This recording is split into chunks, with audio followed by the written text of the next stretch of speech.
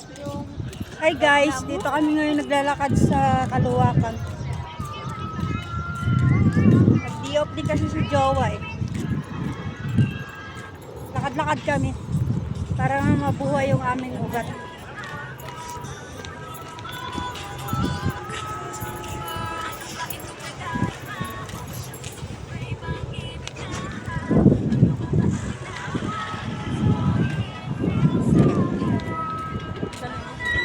Ang galing ha? Mataba.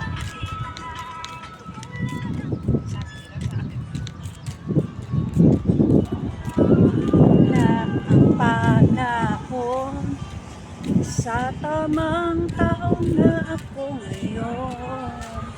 Buti na maghintay.